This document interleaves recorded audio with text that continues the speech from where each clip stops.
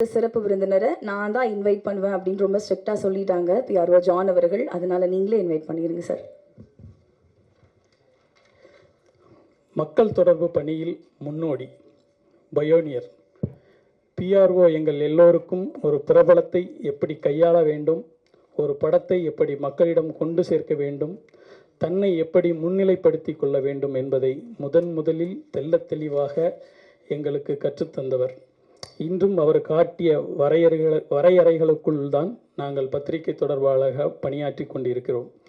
என்றும் எங்கள் முன்னவன், சாதனைகள் பலவற்றிற்கு சொந்தக்காரன் திரு நிகில் முருகன் அவர்களை கெவி டீமை வாழ்த்தி பேச அழைக்கிறேன்.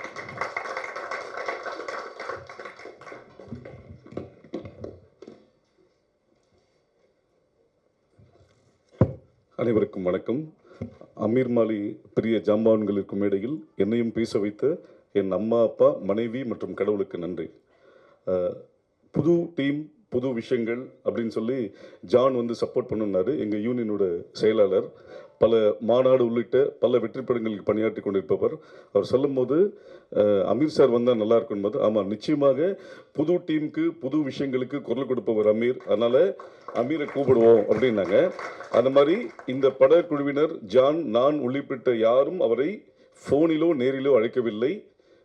வாட்ஸ்அப்பில் ஒரு வாய்ஸ் நோட் போட்டோம், வரேன்னு உடனே மெசேஜில் அனுப்பிச்சார். ஸோ வாட்ஸ்அப்பில் குரல் கொடுத்தாரு.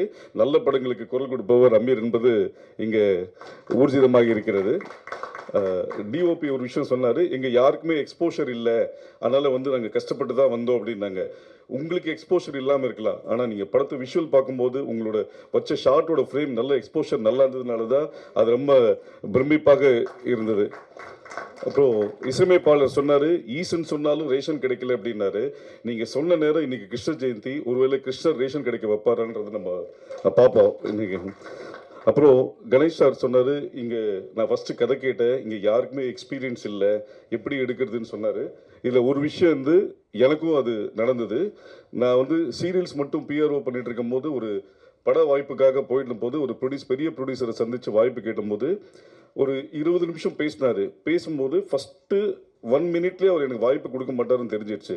அவர் திரும்ப உங்களுக்கு எக்ஸ்பீரியன்ஸ் இல்லை, நீங்கள் என்ன பண்ணுவீங்க, உங்களால் பெரிய ப்ராஜெக்ட் ஹேண்டில் பண்ண முடியாது, உங்களுக்கு எக்ஸ்பீரியன்ஸ் இல்லைன்னு சொன்னார். நான் சொன்ன ஒரே ஒரு விஷயம், சார் எனக்கு திறமை இருக்கா இல்லையான்றது நீங்கள் வேலை கொடுக்காமலே பார்க்க முடியாது. எக்ஸ்பீரியன்ஸ் வேணுன்றீங்களே, நம்ம வீட்டில் பையனுக்கோ பொண்ணுக்கோ கல்யாணம் பண்ணும்போது மாப்பிள்ளைக்கோ பொண்ணுக்கோ எக்ஸ்பீரியன்ஸ் இருக்கான்னு யாரும் பார்க்கறது இல்லை. நல்ல திறமை இருக்கா, நல்ல குடும்பம் இருக்கான்னு தான் பார்க்குறோம். அது மாதிரி என்கிட்ட திறமை இருக்குது, நீங்கள் வாய்ப்பு கொடுங்கன்னு சொன்னேன், எனக்கு கொடுத்தாங்க. அதனால கணேஷ் சார், இவர்கள் திறமையானவர்கள், திறமையை நம்பி நீங்கள் படம் ஆரம்பிச்சிருக்கீங்க, வாழ்த்துக்கள். இயக்குனர் பேசும்போது சொன்னார், 4-5 வருஷத்தோட ஹார்ட் ஒர்க் அப்படின்னு சொன்னார். உங்களோட வெற்றி தள்ளிதான் போயிருக்கிறது தவிர தவறி போகவில்லை. சமீபத்தில் ஒரு நண்பர் ஒருத்தர் சொன்னார், இந்த மண்ணின் மகிமை என்னன்னா, நாம என்ன புதைச்சாலுமே அது மக்கி போயிடும், ஆனா விதை மட்டும் புதைச்சாதான் விதை முளைக்கும்னாரு.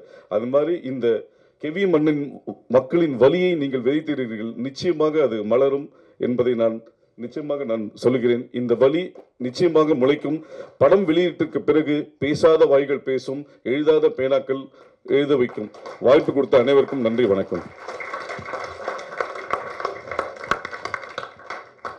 இன்னைக்கு இன்ட்ரோடக்ஷன் ஆஃப் கெவி அப்படின்றதான் நம்ம நிகழ்ச்சி. அடுத்தடுத்து டீசர்